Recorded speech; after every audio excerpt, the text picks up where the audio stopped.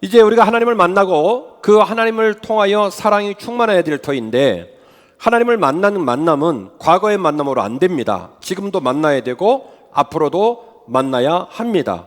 또 사랑이라고 하는 것은 내가 채우고 싶다고 해서 채워지는 것이 아니라 하나님께서 우리에게 은혜를 주셔서 우리 안에 채워지고, 그 채워짐이 계속 깊어지고 넓어지고 풍성해져야 내게도 유익함이 있고 나로부터 홀로 넘치는 사랑으로 말미암아 다른 사람을 살릴 수도 있습니다. 지금 말씀드린 이 귀중한 사명을 감당할 수 있는 유일한 비책이 하나 있는데, 그게 바로 뭐냐면 기도예요. 오늘 말씀을 나누는 과정들을 통해서 하나님, 제가 정말로 이 기도를 일상의 기도로 가져가고 노동과 같은 강도와 노동과 같은 도전과 노동과 같은 그 힘듦으로 제가 기도를 제 몸에 담아 내겠습니다. 나를 바꿔주십시오. 내 안에 사랑을 선물로 주십시오.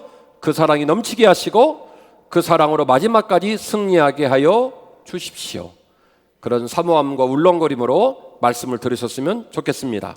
첫 번째 기억하실 것, 기도는 우리 몸의 피와 같은 생명줄입니다.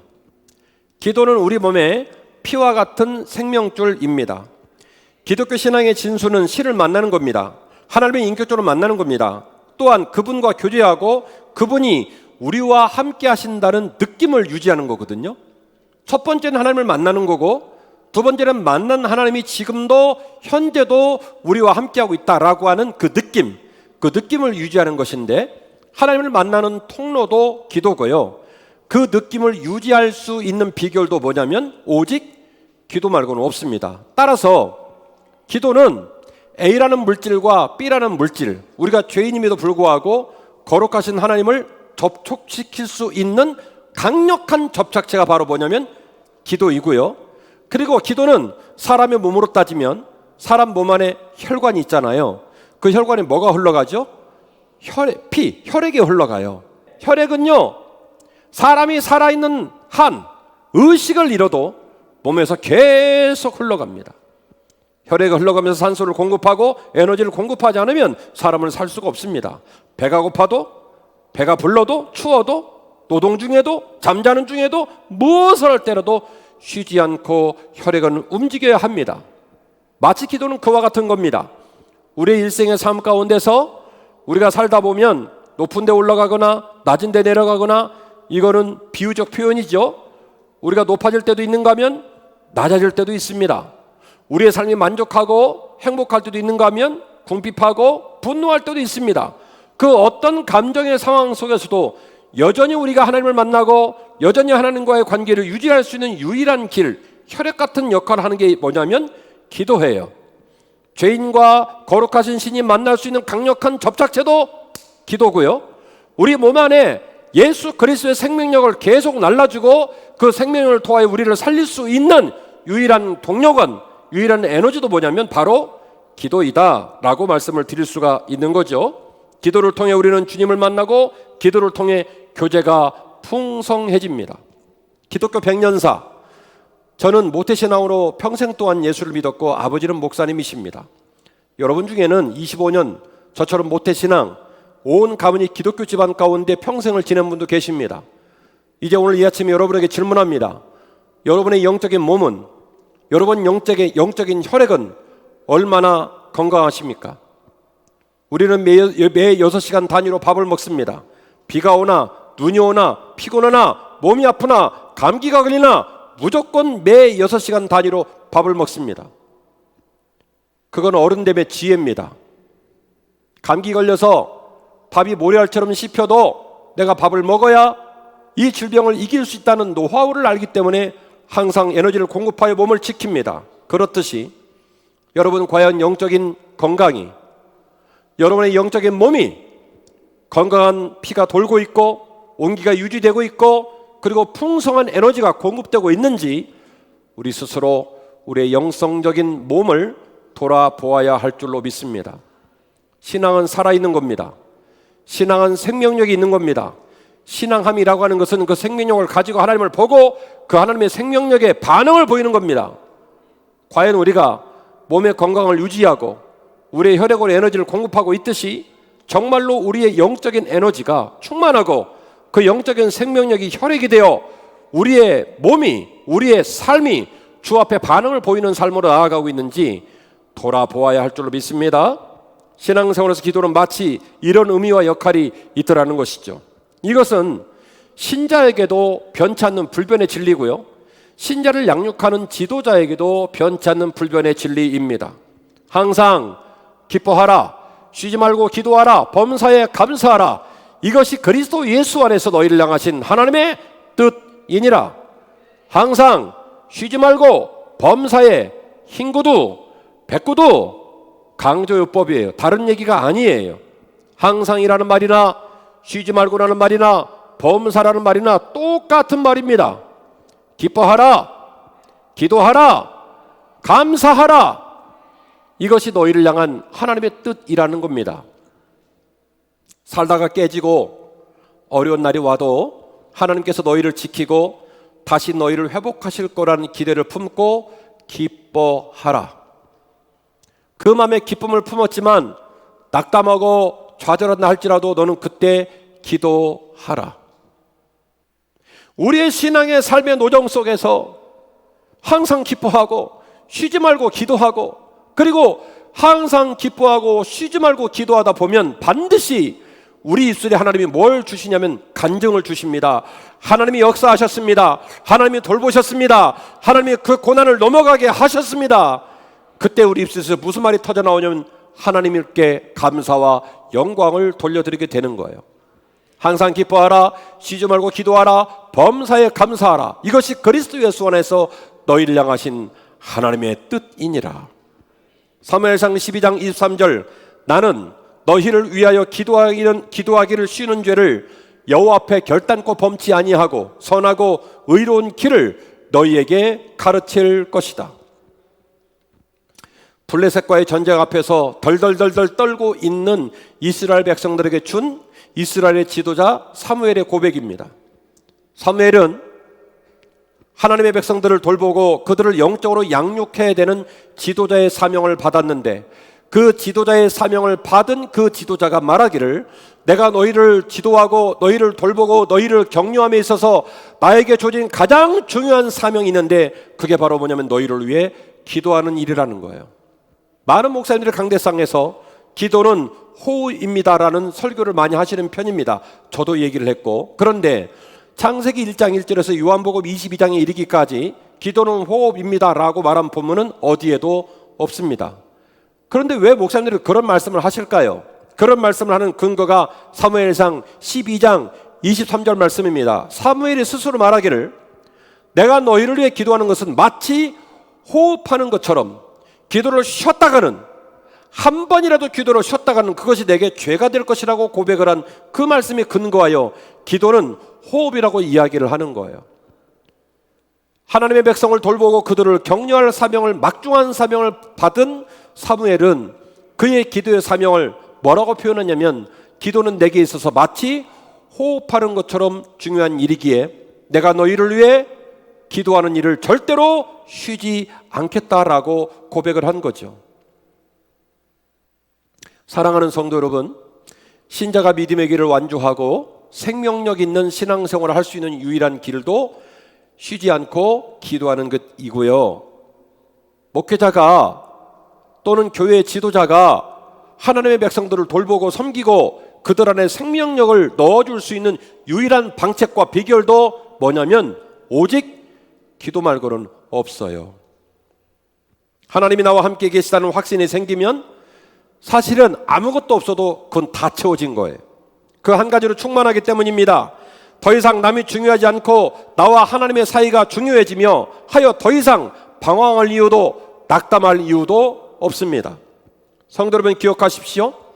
우리가 기도를 통하여 우리의 심령 안에 불덩어리가 있고 우리가 기도를 통하여 하나님과 친밀한 관계를 맺으면요, 다른 사람들이 나를 잘해주느니 알아주느니 대접하느니 이런 일들에 신경 쓸 이유가 있을까요? 없을까요? 없습니다. 그런데 내가 내 안에 영적인 온도가 떨어지고 하나님과 내 사이가 멀어지고 하나님의 숨결이 느껴지지 않으면 자꾸 꼬아지고 비틀어지고 뿔이 나요. 본전 생각나고 억울하고, 그래서 누군가 요나를 찾고 책망할 자를 찾고 싶은 마음이 생겨요. 왜? 마음이 불편하고 행복하지 않기 때문에 그렇습니다. 근데요, 그렇다 한들 100명의 사람이 1000명의 사람이 나를 위로한다 한들 여러분 내 마음이 채워질까요? 채워지지 않아요. 사람의 마음을 한 주먹 정도로 표현을 하더라고요. 근데 이 한 주먹도 안 되는 사람의 마음은 세상 것들로 채울 수가 없습니다. 좋은 집에 들어가면 6개월 정도 유효기간이 있고요. 좋은 차를 타도 3개월 정도 유효기간밖에 없습니다. 한 3개월 지나면 이제 뭐가 되냐면 중고차가 되는 거예요. 그냥 키 꽂고 가는 거예요. 좋은 집도 마찬가지고요. 여러분이 너무너무 마음에 드는 맵시 있는 옷을 사셔도 그건 잠깐 동안의 기쁨이지 우리 마음을 채울 수가 없어요. 이 세상 모든 것이 그렇습니다. 하룻밤 꿈과 같은 겁니다. 우리의 마음을 채울 수 있는 것은 오직 여호와의 사랑 말고는 우리 마음을 흡족하게 풍족하게 채울 수가 없어요. 이 한 가지가 채워지지 않으면 그래서 사람은 꼬이고 낙담하고 어두워지고 방황하는 거예요. 기도를 통하여 우리의 심령이 따뜻해지고 충만해질 필요가 그래서 꼭 필요한 겁니다. 아멘이시죠? 기도는 우리 몸에 피와 같은 생명줄이라는 것을 반드시 꼭 기억해 주시기를 부탁의 말씀을 드리겠습니다. 더불어서 기도는 우리의 삶의 절망을 극복하는 비책인 줄로 믿습니다. 살다가 우리는 원치 않은 절망 앞에 설 때가 있습니다. 그 절망은 때로 질병으로 다가오기도 하고 때로 물질적인 어려움으로 다가가기도 하고 부부의 갈등, 자녀와의 갈등, 직장 사업장, 삶의 자리의 여러 가지의 형태로 우리에게 절망을 맛보게 하고 우리를 아프게 할 때가 있습니다. 그 고난 앞에 섰을 때 우리는 주님을 찾아야 됩니다. 그 고난 앞에 섰을 때 우리는 주와 함께 그 고난의 강을 건너고 그 고난의 언덕을 건너서 승리의 땅으로, 간증의 땅으로, 감사의 땅으로 나아가야 할 줄로 믿습니다. 오늘 본문은 예수님이 선발하신 제자 3명, 변화산에 올라간 인원입니다. 그리고 남겨진 제자 9명 사이에서 교차되어 일어난 사건입니다. 오늘 제가 여러분들과 함께 21절부터 본문을 읽었는데요. 오늘 본문을 정확하게 이해하려면 사실은 14절부터 읽어야 하고 더 깊은 본문의 뜻을 이해하려면 마가복음 8장과 9장, 10장 이 석 장의 본문을 잘 읽어보셔야 오늘 본문의 말씀을 더 깊이 이해할 수가 있습니다. 코로나19 때문에 누가 찾는 사람도 없으니까 댁에 가셔서 바라옵나니 8장, 9장, 10장을 꼭 읽어봐 주시기를 부탁을 드리겠습니다. 자, 이런 얘기예요. 예수님께서 믿을 만한 제자 3명을 뽑아가지고 변화산에 올라가셔서 변화를 하셨는데 그 변화된 예수님의 얼굴을 바라보고 베드로를 비롯한 제자들이 엉뚱한 소리를 합니다. 초막세계 지으려니까 우리 그냥 내려가지 말자고. 그래서 영적으로 시험을 치렀는데 선발한 3명이 함께 올라간 변화산에서도 결국 통과를 했어요? 과락 맞았어요? 과락 맞았어요. 점수가 좋지 않았습니다. 그리고 동시에 예수님과 3명의 제자를 기다리고 있는 그 아래서도 문제가 하나 생겼습니다. 한 아들이 귀신에 들려서 어떨 때는 불에 들어가고 어떨 때는 물에 들어가는 모습을 보면서 배 아파서 난 자식이, 저도 부모니까 여러분 부모의 마음을 채우려 보십시다.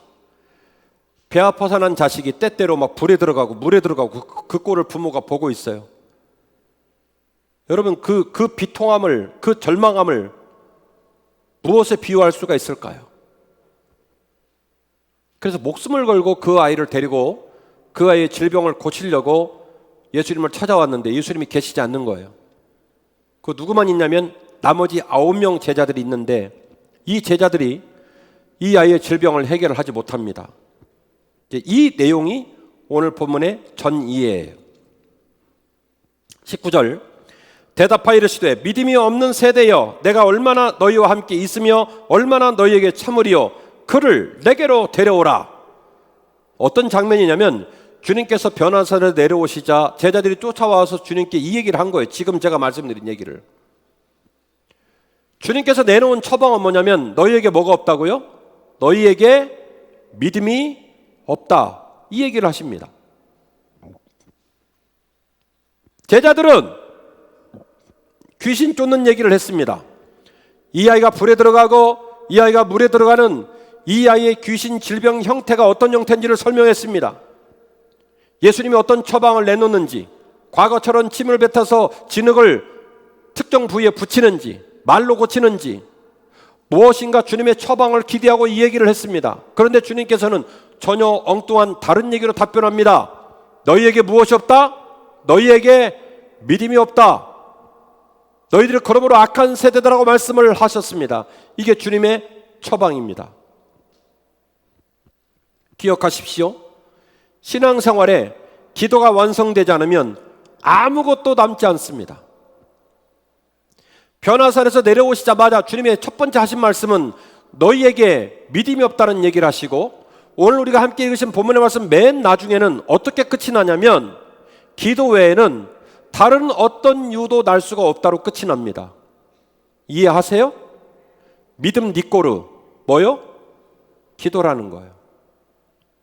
하나님을 만나는 것도 기도라는 통로를 통하여, 하나님의 사랑이 풍성한 것도 기도라는 통로를 통하여, 하나님께서 우리를 여전히 이끌어 가시는 에너지가 유지되는 힘도 무엇을 통하여? 기도를 통하여. 기도 외에는 이런 이유가 날 수 없다. 이렇게 말씀을 하신 겁니다. 22절입니다. 귀신이 그를 죽이려고 불과 물에 자주 던졌나이다. 그러나 무엇을 하실 수 있거든 우리를 불쌍히 여기사 도와주옵소서. 이 아비가 이렇게 지난 날을 회상하는 거예요. 사랑하는 아들을 키우는 과정에 귀신이 때로는 아이를 불에 집어던지고 아이를 물에 집어던집니다. 여러분, 그 모습을 두 눈으로 보고 있는 부모 마음에 얼마나 피눈물이 흘렀겠어요. 그래서 아버지가 말합니다. 할 수만 있다면 우리를 불쌍히 여겨 주옵소서. 이 아비의 마음이 할 수만 있다면이라는 말이 나온 이유는 뭐냐면, 나머지 9명의 제자들이 하려고 아무리 난리를 쳐도 하더라 못하더라. 그러니까 질문이 어떻게 나오냐면, 할 수만 있다면 우리를 불쌍히 여겨달라고 얘기를 한 겁니다. 예수께서 이르시되 할 수 있거든이 무슨 말이냐? 믿는 자에게는 능히 하지 못할 일이 없느니라. 할렐루야. 내가 너에게 명하노니 할 수 있거든이 무슨 말이냐? 믿는 자에게 능히 하지 못할 일이 없느니라. 그런데요, 이 질문에 반응을 보이는 이 아버지의 고백이 참으로 놀랍습니다.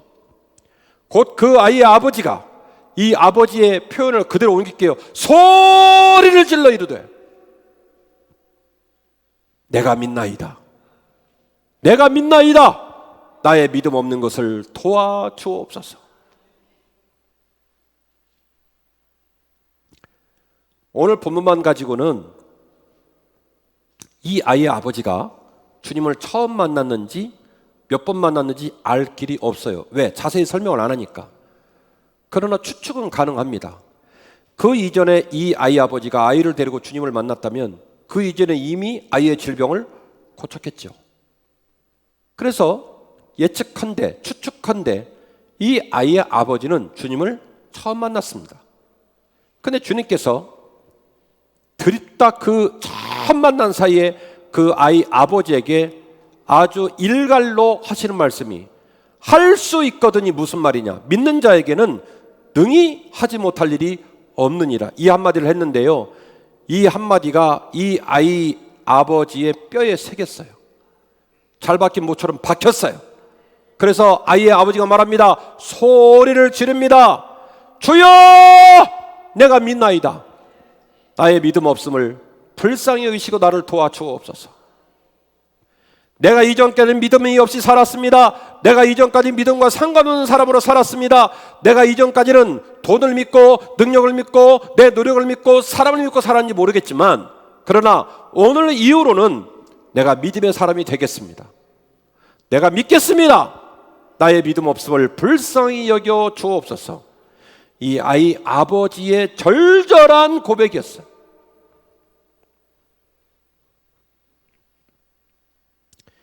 예수님께서 그 아이의 질병을, 그 귀신을 한마디로 꾸중해서 쫓아버립니다. 그리고 모든 일이 종료가 되었습니다. 아마도 제자들은 이 광경이 대단히 민망하고 대단히 창피했나 봐요. 그래서 그 아이와 그 아이의 아버지와 모든 무리들이 다 해산하여 집으로 돌아가고 난 후 당신의 스승이신 주님과 제자들 만나며 집 안에 들어왔을 때 다음과 같은 대화를 주고받습니다. 28절, 집에 들어가심에 제자들이 조용히 묻자오되 선생님, 우리는 어찌하여 능히 이 귀신을 쫓아내지 못했습니까? 주님 말씀하십니다. 기도 외에 다른 것으로는 이런 종류가 나갈 수 없느니라. 할렐루야. 기도 외에 기도를 완성하지 않으면 이런 종류가 나갈 수가 없다는 거예요. 너희들이 나를 만나서 나와 함께 직분을 받고 봉사를 하고, 그리고 그 오랜 세월 교회를 다니며 많은 이들에게 너희들이 목사이고 장로이고 집사이고 권사이고 아버지가 장로님이시고 아버지가 목사님이시고 종교인으로 제자로 직분자로 인정을 받았는지는 모르겠지만, 그러나 그 모든 것 위에 기도를 더하지 않으면, 그 모든 것 가운데 기도를 포함하지 않으면, 그 모든 것이 기도로 서지 않으면 아무것도 아니라는 거예요. 기도 외에 어떤 것으로도 이런 유가 날 수 없다라고 이야기를 하는 겁니다. 여러분, 오늘 불쌍한 아버지는 믿음을 경험했고 기적을 경험했고 주님은 아비규환이 된 자리를 말 한마디로 평정을 하셨습니다. 사실은 오늘 여러분에게 소개한 본문의 땅은 축복의 땅이고 평화의 땅입니다. 그런데 유일무이하게 버림받은 집단이 하나 있습니다. 누굴까요? 어이없는 제자들입니다. 제자들은 지금 어떤 상황이 되었길래 이 지경이 됐을까요? 마가복음 9장 29절 이하의 본문, 우리가 오늘 함께 읽으신 본문의 말씀이죠. 변화산에서 변화하시고 내려오셔서 귀신 들린 아이를 고치시고 난 직후 갈릴리에서 가버나움으로 이동하는 동안에 제자들은 이런 일을 합니다. 예수님의 제자 꼴랑 12명입니다. 12명 입에서 나온 목소리 주님 귀에 다 들림입니다. 100명도 아니고 200명도 아니고 12명이 주님과 함께 이동을 합니다. 갈릴리에서 가버나움까지. 나중에 집에 가서 읽어보세요. 마가복음 9장 33절 이하의 말씀을 보면 가버나움에 일어나서 주님께서 물어봐요. 너희들 가버나움에 올 때까지 뭐 했냐? 뭔 얘기로 그렇게 찌그덕 얘기를 했느냐? 알고 물어본 거예요. 뭐 했냐? 누가 높으냐? 누가 선임이냐? 누가 주인공이냐? 주님 말씀하셨거든요. 기도 외에는 이런 유가 나지 않는다. 나를 처음 만난 그 불쌍한 아이의 아비 할 수 있거든요. 무슨 말이냐? 믿는 자에게 능히 하지 못할 일이 없다는 그 말 한마디에 주여 내가 믿나이다. 나의 믿음 없을 용서하시고 불쌍히 여기시고 내게 믿음을 달라고 그렇게 간절히 외쳤던 한 번의 만남으로 자신의 삶을 뒤집어 엎었던 그 아이의 아버지를 보며 기도 외에는 이런 유가 나갈 수 없다고 하는 그 엄청난 가르침을 줬음에도 불구하고 제자들은 그 놀라운 은혜의 폭판에서 누가 높으냐는 문제로 싸우고 앉아 있었어요.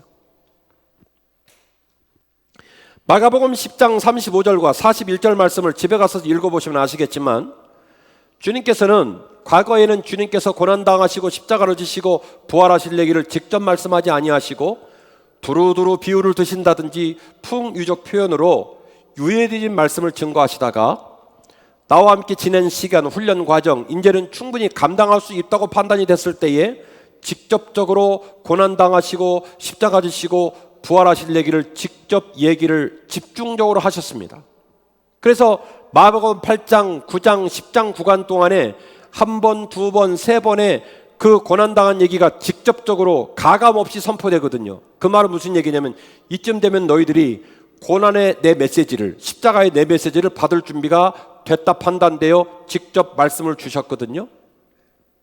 그래서 마가복음 10장 35절과 41절 말씀 이하를 보시면 그 즈음에 주님께서 세 번째 고난과 부활의 메시지를 주시거든요. 그 일촉즉발의 주님의 엄청난 고난의 메시지가 쏟아지고 있는 그 와중에 세베대의 아들 야고보와 요한이 와서 또 예수님께 이야기합니다. 주님의 나라가 임했을 때 우리 형제 중 한 사람은 좌의정을 시켜주고 한 사람은 우의정을 시켜줘라. 그리고 10장 41절 말씀은 이 이야기가 나머지 10제자 귀에 들어가니 나머지 10제자들이 열받아가지고 또 그걸로 박터지게 싸웁니다. 12제자의 지금 마가복음 9장의 지점은 이미 수많은 무리들로 말미암아 12제자는 주님께서 특별히 뽑으셨고 주님께서 막중한 사명을 맡기실 제자로 인정을 받고 있는 상황입니다. 예수 공동체의 리더, 탑 클래스 리더입니다. 존경받기에 합당한 사람들입니다. 어쨌든 예수님에 관해 가장 잘 알고 있고 그리고 예수님께서 사역을 위임하신다면 가장 먼저 사역을 위임받을 사람이 12명의 제자들입니다.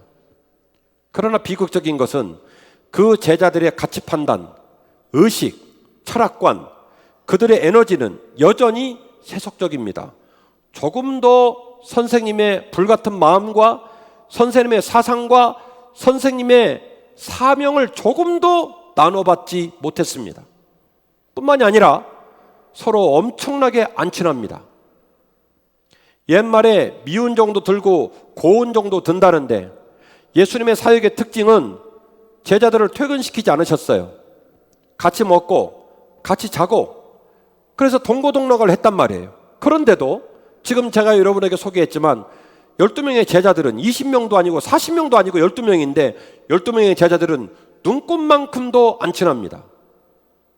틈만 나면 시샘하고 틈만 나면 누가 주인공이고 누가 높아지고 누가 낮은 일을 놓고 서열을 정하고 싶어서 난리를 치고 있는 게 지금 제자들의 민낯입니다. 어떻게 보면 오늘 본문에 등장되어진 귀신 들린 아들의 한 이름을 알 수 없는 아버지의 이 주님 앞에 선 모습과 주님 앞에서 오랜 기간 동안 훈련과 양육을 받은 12제자들의 모습은 이런 맥락에서 믿음을 이야기할 때, 기도를 이야기할 때 너무너무 상반되고 대조된 모습으로 우리에게 다가옵니다. 그리고 이 상반된 모습 가운데 우리가 어떤 반응을 보이고 우리가 어떻게 이 상황을 수습하고 뚫고 나갈 수 있는가의 비결은 주님의 말씀에 귀결이 됩니다. 주님이 말씀하십니다. 기도 외에는 다른 어떤 것으로도 이런 유가 나갈 수 없다. 삶의 자리에서 들어오는 말할 수 없는 회의, 방황, 낙담함, 이 모든 것을 뚫어내고 확실히 설 수 있는 힘이 기도에서 나온다는 거예요. 기도에서 나온다는 거예요. 사랑하는 한빛가족 여러분, 온라인에 접속해 있는 사랑하는 한빛가족 여러분, 우리가 코로나19와 싸우고 있지만은 이 코로나19와의 싸움은 지금 우리 눈앞에 있는 싸움이라 버겁고 힘들어 보이지만은 지난날을 생각해 보면 이와 유사했던 일들이 많이 있었습니다. 신종플루 때도 아비규환이었고요. 메르스 때도 아비규환이었고 아마도 망가져버린 이 지구와 죄악으로 가득 차 있는 이 지구의 인간들의 모습을 통해서 본다면 이런 유행성 질병은 아마 앞으로도 더 많이 나올 것 같아요. 하늘이 오염되고 땅이 오염되고 바다가 오염됐습니다. 그래서 우리가 살아가는 삶에는 여전히 넘고 넘어야 될 강과 산이 많다는 겁니다. 환경을 바라보고 주어진 일을 보고 투덜투덜 거릴 여유가 없어요.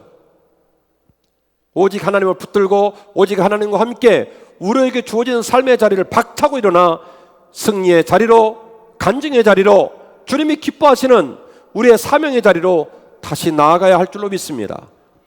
이 일을 이뤄낼 수 있는 유일한 동력원, 이 일을 가능하게 하는 유일한 힘, 비결은 뭐밖에 없습니까? 오직 기도밖에 없더라는 거예요. 결론입니다. 오직 기도만이 우리를 진짜 믿음의 사람으로 만드는 줄로 믿습니다. 우리는 이 땅에서 수많은 영향을 받고 그것으로 맥없이 무너질 때가 많아요.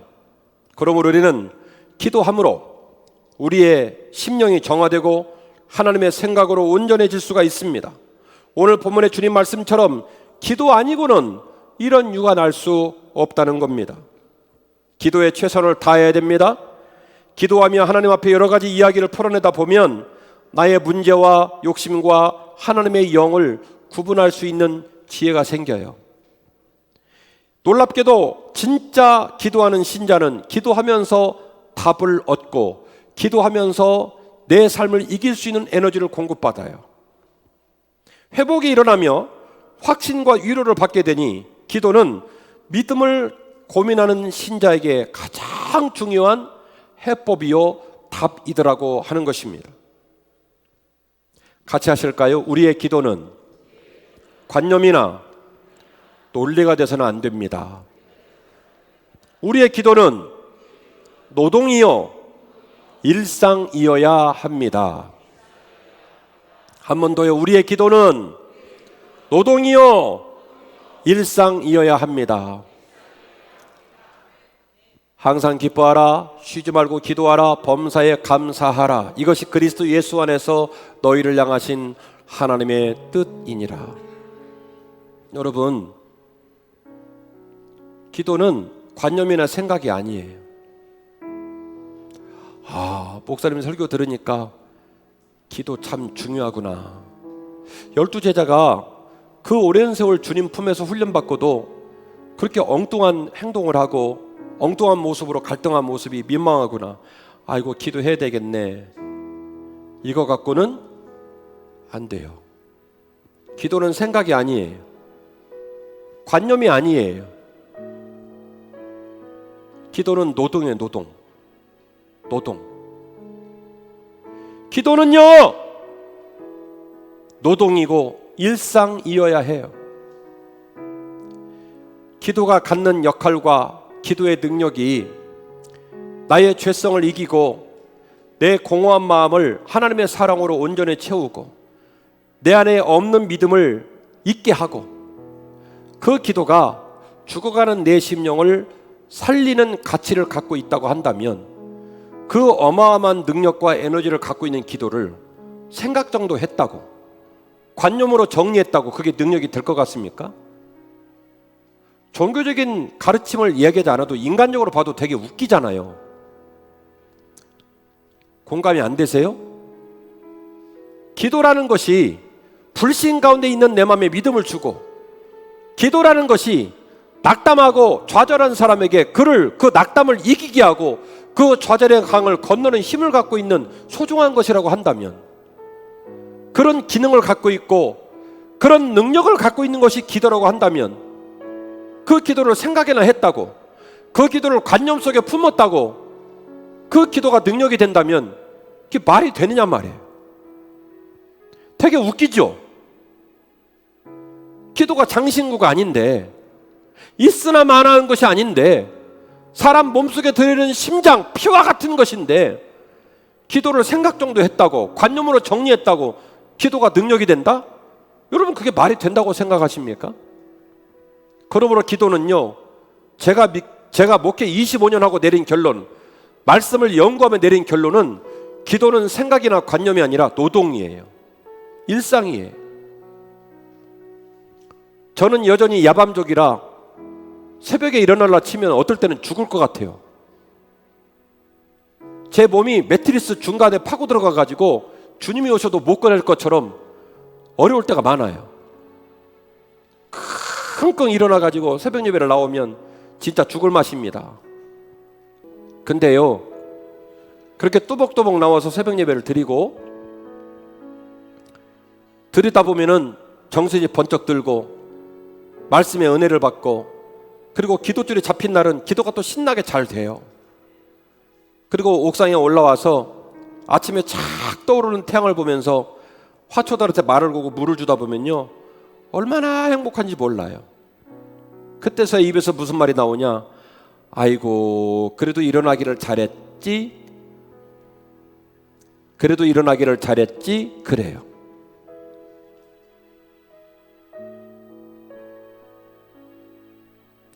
제가 오늘 설교의 서두에 100세 시대를 바라보는 이유가 잘 먹어서 그런다고 그랬잖아요.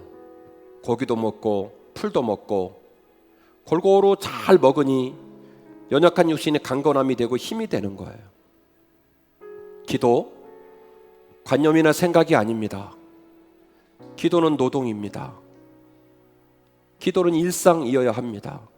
돈을 버는 것처럼, 자녀를 양육하는 것처럼, 여러분이 건강을 지키려고 석촌호수를 그렇게 돌아다니는 것처럼 내 영적 건강을 위하여 노동의 강도에 진비 없는 애달픈 몸부림을 가지지 않으면 기도가 일상 가운데 내게 능력으로 다가올 수가 없어요. 나를 죽이고 죄성을 죽이고 삶의 즐거움을 내려놓고 주의 음성에 귀를 기울이지 않으면 그 기도를 통하여 믿음이 다가오지 않고 사랑이 다가오지 않고 충만함이 다가올 수가 없어요. 항상 속이 비어 있어서 공허하고 낙담하고 절절절 맬 수밖에 없게 된다는 겁니다. 예배로 부름받은 자리에서, 기도로 부름받은 자리에서 내가 오직 기도하다가 생의 마지막 날 주님을 만날 것이다. 이게 한빛교회 신자들의 일념이 되기를 원합니다. 일념. 제가 한문을 잘 몰라서 저거 찾느라 엄청 힘들었어요. 기도 일념. 오직 한 가지의 생각.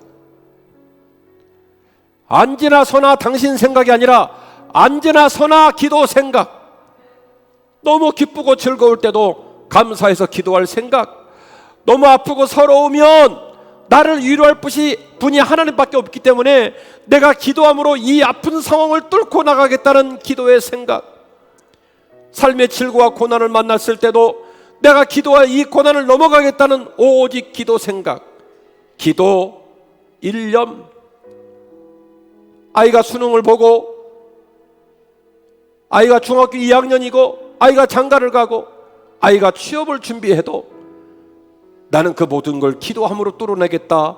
기도 일념. 사업장에 출근하여 문을 열어놓고 손님을 기다리며 홀에 앉아있을 때도 내가 오늘 하루를 주님과 함께 기도로 시작하겠다. 기도 일념. 직장에 가서 내 직장 생활이 하나님의 영광 가운데 빛나는 삶으로 나아가길 원합니다. 책상에 앉을 때마다 기도로 하루를 시작하는 기도 일념. 우리는 기회 되는 대로 기도하는 자리에 동참해야 합니다. 우리는 기회 되는 대로 기도에 힘써야 합니다. 우리는 기회 되는 대로 항상 하나님을 여러 번 그리고 확실하게 만나고 교제해야 합니다. 기도는 노동이요 일상이기 때문에 그렇습니다. 오늘 말씀 제목은 기도 일념이었습니다. 담임 목사로부터 어린아이 이르기까지 우리가 하나님 앞에서 온전한 모습으로 서고 우리 교회가 주의 은혜가 풍성한 교회가 되고 우리 인생의 마지막 날이 십자가 영광으로 온전히 서기 위하여 이 기도 일념으로 생의 길을 완주하시는 저와 여러분이 되시기를 주의 이름으로 축원합니다. 오늘 말씀을 묵상하면서 함께 찬양하시면 좋을 것 같아요. 기도하는 마음으로 찬양합시다. 날마다 숨쉬는 순간마다 내 앞에 어려운 일 보내 주님 앞에 이 몸을 맡길 때 슬픔 없네 두려움 없네 주님의 그 자비로운 손길 항상 좋은 것 주시도다 사랑스레 아픔과 기쁨을 수고와 편 평화와 안식을 인생의 어려운 순간마다 주의 약속 생각해보네. 내 맘속에 믿음 잃지 않고 말씀 속에 위로를 얻네. 주님의 도우심 바라보며 모든 어려움 이기구나. 흘러가는 순간순간마다 주님 약속 새겨봅니다. 주님, 귀하신 주의 말씀을 묵상하고 그 말씀을 아멘으로 먹으며 오랜 세월 동안 주님과 함께 시간을 보내며 너무나 많은 것들로 양육과 훈련을 받았지만 그러나 여전히 믿음 없으며 기도하지 못하며 주님의 가치관과 주님의 마음을 나눠받지 못한 제자들의 모습을 바라보며 그 제자들의 준비되지 못한 모습이 행여 우리의 모습은 아닐까 두렵고 떨리는 마음으로 말씀을 간직합니다. 주님, 한 아이의 아비가 주님의 귀하신 말씀을 듣자마자 주님을 믿겠노라고 고백하고 자신의 믿음 없음을 있는 그대로 고백하며 자기를 불쌍히 여겨달라고 고백했던 그 귀한 몸부림의 고백이 오늘 이 아침에 우리의 고백이 되게 하옵시고, 기도 외에는 다른 어떤 것으로도 이런 유관하지 못한다는 주님의 권면 앞에 아멘으로 순종하여 노동과 같은 기도로, 일상에 담겨진 기도로 오늘 이후의 삶이 살아나게 하옵소서. 성도들의 삶에 임해 있는 수많은 난관과 사탄의 역사와 생의 문제들이 기도로 녹아지게 하시고 기도로 물러나게 하시고 기도로 답을 얻게 하여 주시어서 한빛교회 사랑하는 가족들의 삶이 주의 영광으로 간증으로 넘쳐나게 하시고 항상 기뻐하며 쉬지 말고 기도하며 범사에 감사하는 삶으로 영원토록 빛나게 하옵소서. 예수님 이름으로 간절히 축복하며 기도하옵나이다. 아멘.